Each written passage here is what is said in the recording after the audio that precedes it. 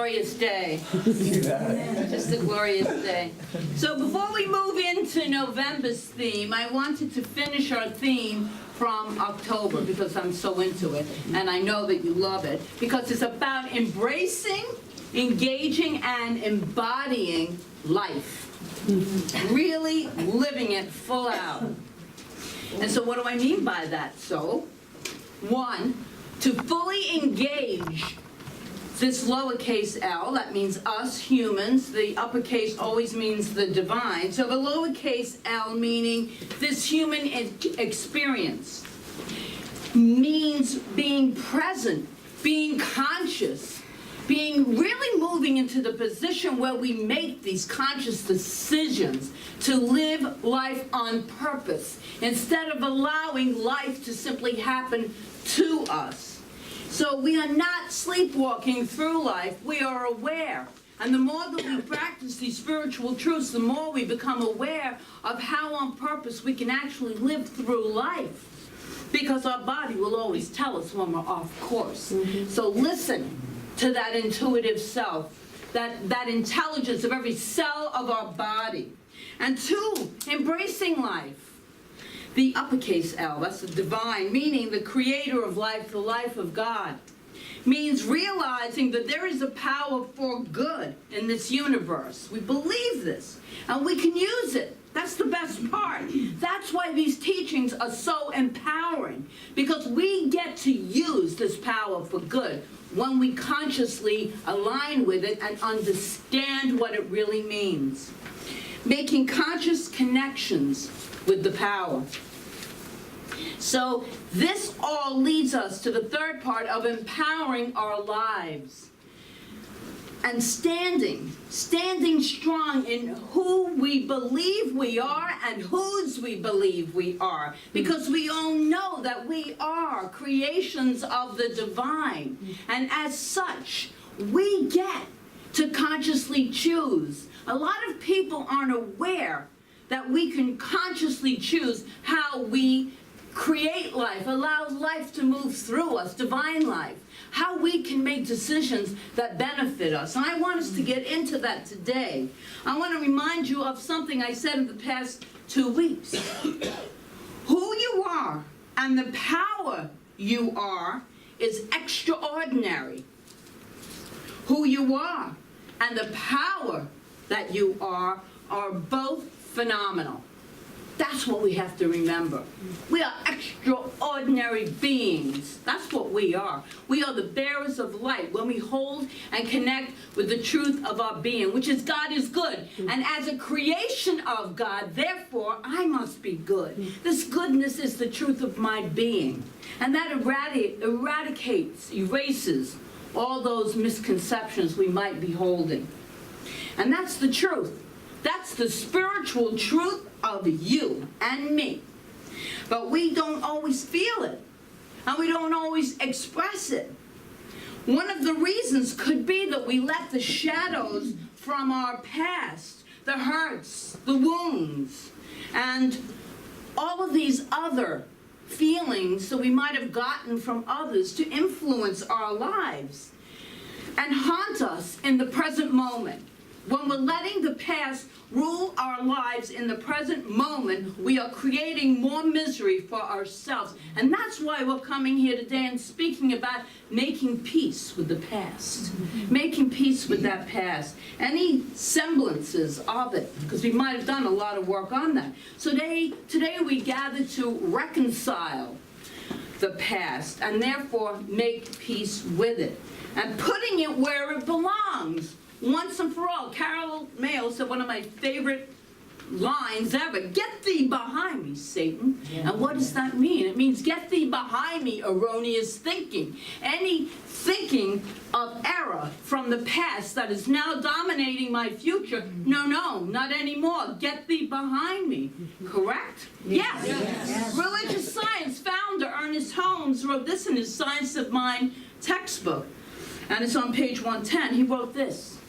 If we take our images of thought only from our previous experiences, then we continue in the bondage with those previous experiences If we talk about discord, we shall become more discordant. If we spend all of our time talking about our unhappiness, we become more unhappy. Jesus understood the great law of cause and effect in the universe, which works sometimes with apparent slowness, but always with sureness. I love that part. So sometimes you don't get exactly what you're holding in your mind and you're creating. You don't get it in the time you want. There's a slowness, but a sureness. It does come. It does work. It's the law of cause, which is our thought and our feelings, and effect, which is our experiences in life. That's how we consciously create. And so what did he mean by the law, the great law of cause and effect?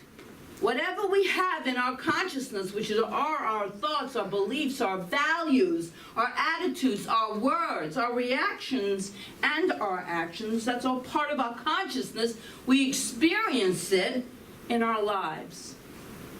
So the question this morning is, are these painful and unhealed aspects of the past, are they still hanging around your consciousness, thereby affecting your present and your future? If left unhealed, your past can absolutely destroy your present. And it can wreak havoc with your future. It can bury your gifts. It can bury your gifts, your creativity, your talents, your love, your power. If we let the past rule our present moment. And the present moment is what is creating our future moments. You see how it's always now. So what are you holding in your now moment?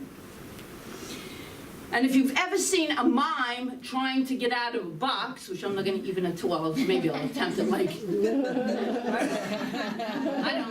we need a mime person who can show us that you cannot, this is the mime, right?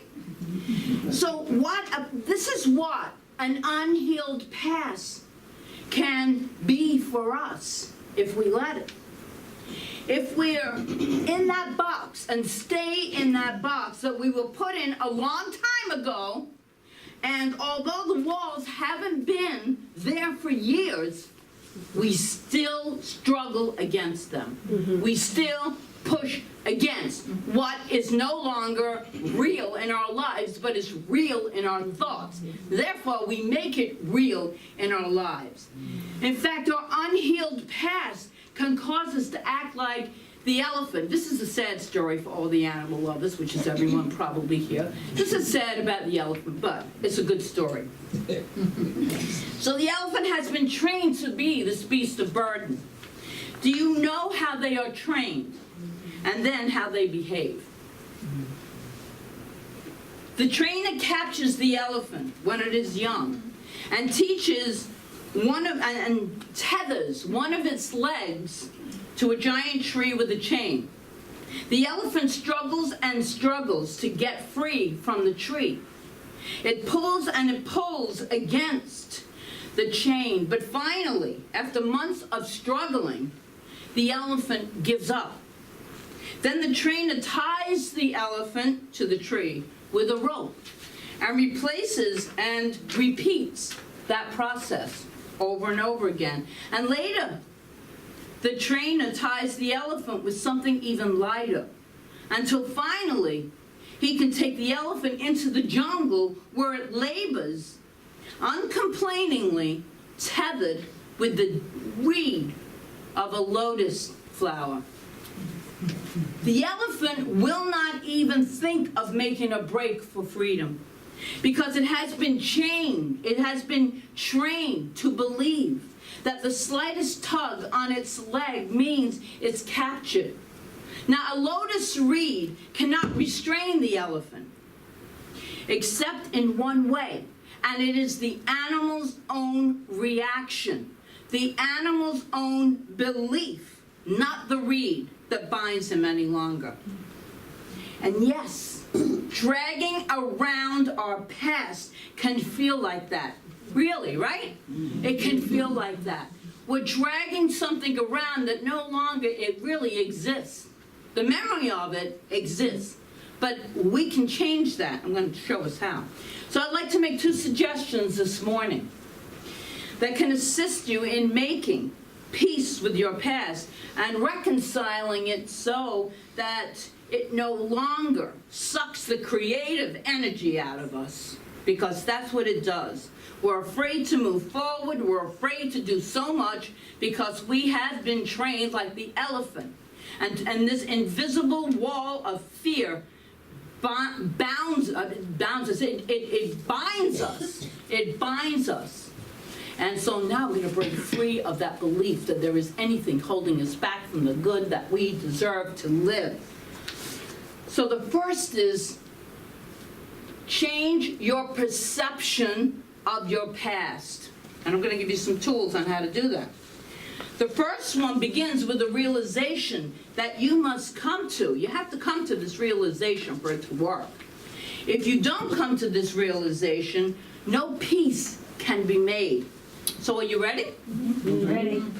Just a few people, all right. The rest of you want to be bound, I can't get that word, bound by those chains? Yep. No. Well, the rest of us not. So you might not like what I'm about to say, but I'm going to say it anyway. You cannot change your past. You cannot change your past. You cannot change your past. And in case you didn't hear me, you cannot change your past. And all your wishing, hoping, hand-wringing, arguing, righteous resignation, foot stomping, and angry tantrums, no matter how justified they may be and righteous, we will do nothing to change the past, but we'll do everything to keep you tethered to it. So please repeat this after me. I cannot change my past. I cannot change my past. Good. Now we have that out of the way. All right, that's out of the way. Okay. What can you do, though? You can, in fact, do something very, very powerful. You can change your perception of it. Because it is only your perception of the past that has power over you now anyway. Okay? The memory, the perception of what took place, of what happened, is the only thing that has power over us. We really do interpret everything in life. And the situations or experiences that happen, they really have no meaning other than the meaning that we give them. We have the ability to choose interpretations that empower our life and move them forward to interpretations that empower our life. There was a young man who had become a paraplegic, and then by some freak accident, he became a quadriplegic. And someone asked him one day, doesn't your physical condition color the way you look at life? His response was, yes, I suppose it does, but I get to choose the color. So what color are you choosing to look at your past through? It's your choice. So the first suggestion is, why not make up a new story, a new interpretation of the past? Inventing a new interpretation is the simplest way to make peace with the past. By giving up the idea that our story is the truth, because we cling to some of those stories. It absolutely happened. It is the truth. This is the truth of my being, and I'm not giving it up for anything. I don't care about these spiritual truths. This is what happened. This is what I believe, and that's your choice. But for us who would like to let go of those chains, we can do this. We can reconcile it. And the late Debbie Ford, in her book, The Dark Side of the Life Chasers, yeah, great book, talks about this idea in the 8th chapter, entitled Reinventing Yourself. And in it, she gives an example. I want to go in, it's very good, from her own life. And I want to share this with you.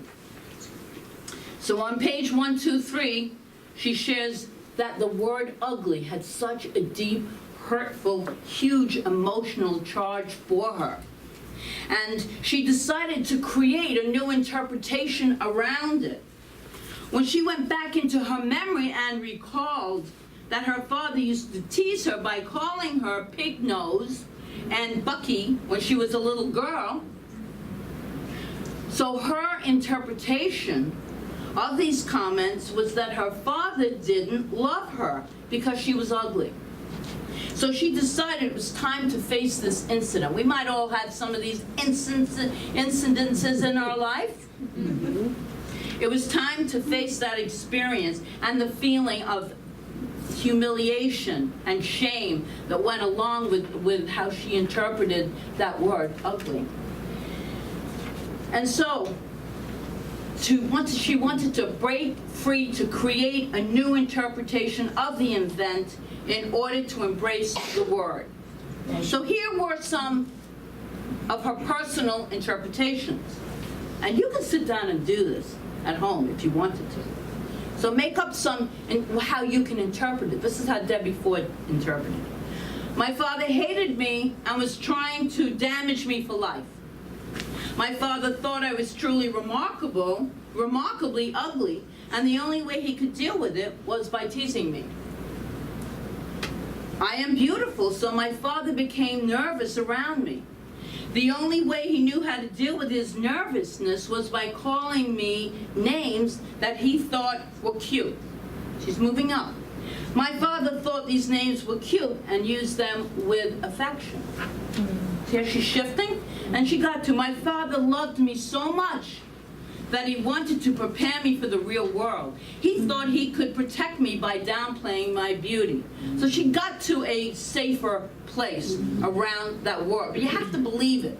Otherwise it doesn't work. You have to believe it. And she writes this.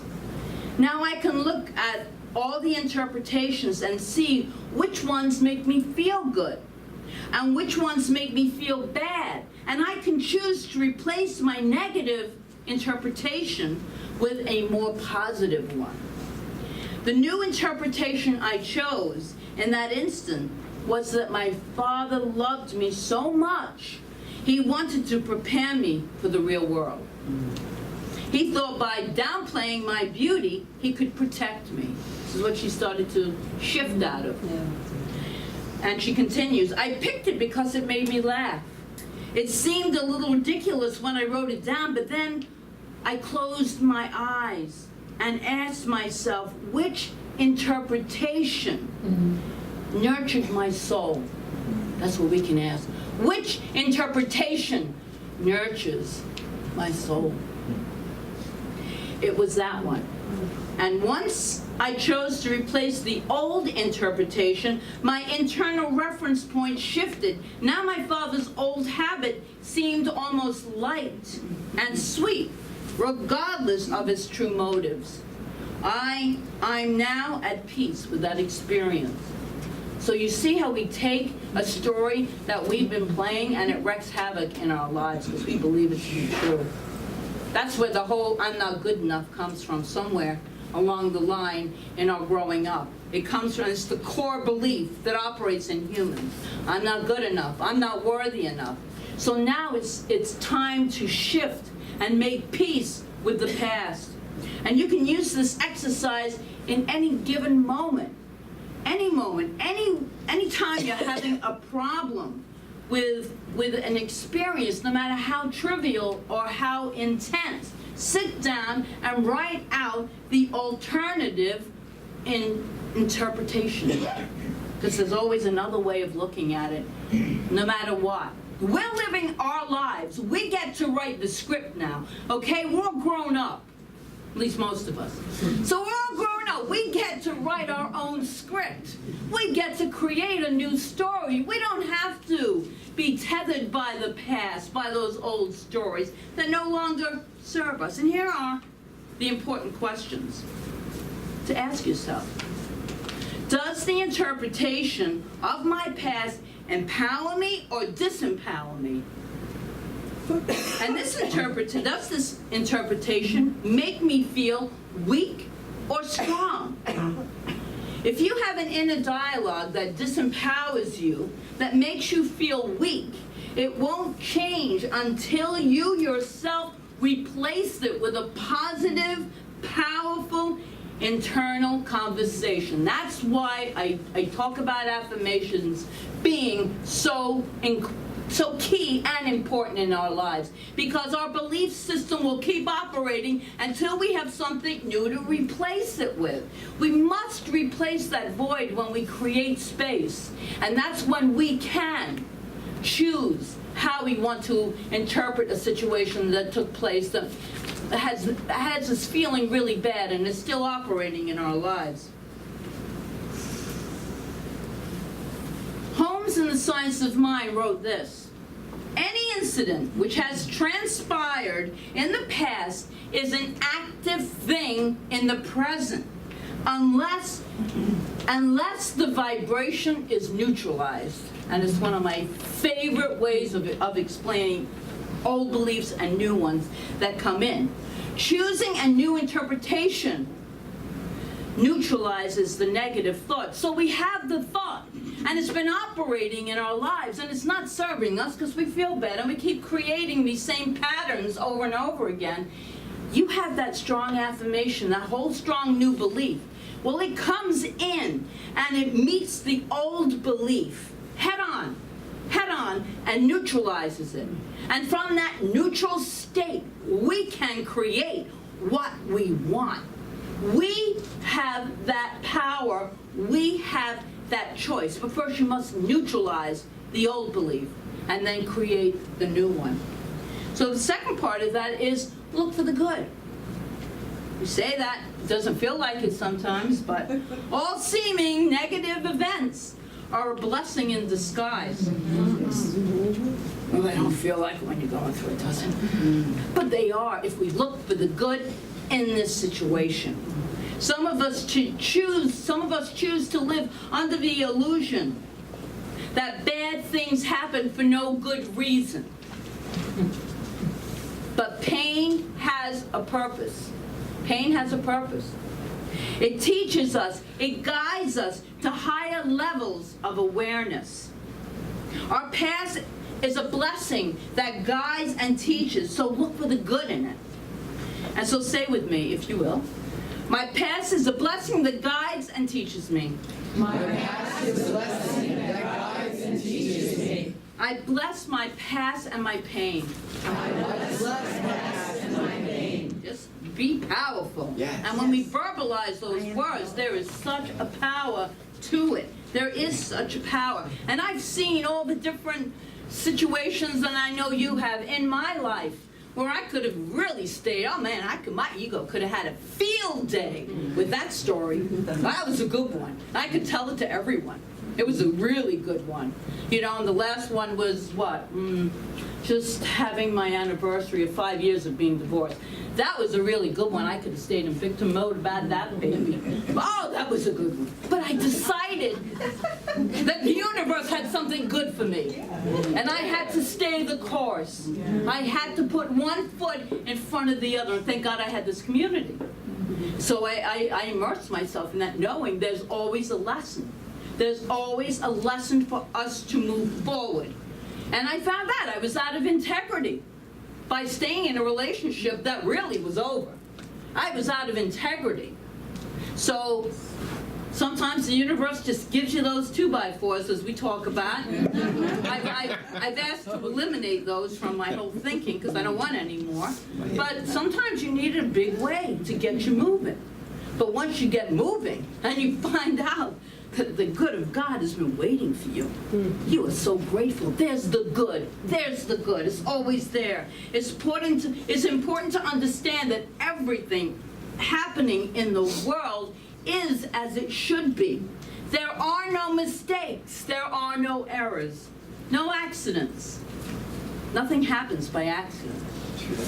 So, my friends, we make peace with the past so that we can empower our lives today. Then we can make the correct decisions from this now moment. We give it a new interpretation. Isn't that great? You're free. You're free. You can make up a new interpretation. Love that.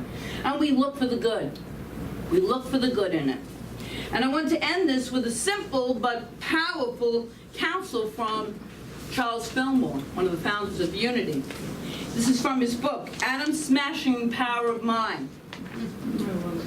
He says, do not look at what has been.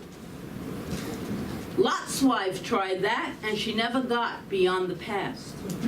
And then, from Ernest Holmes, we should erase thoughts of yesterday that would rob us of today's happiness. Let's take that again. We should erase the thoughts of yesterday that would rob us of today's happiness. And then Holmes suggests this affirmation, which I'm going to have us all do as our closing prayer. Okay? So we're all going to say this together this morning. To seal this in, because you are empowered now. You truly are. It's just another way of bringing it. You knew that when you walked in the door, but it's another way of getting at it. Another way of reinventing ourselves. So let's repeat it together as a prayer. There is nothing arising, out of the past, that can disturb me. The past, the present, and the future are one unbroken stream of God. I loose all thoughts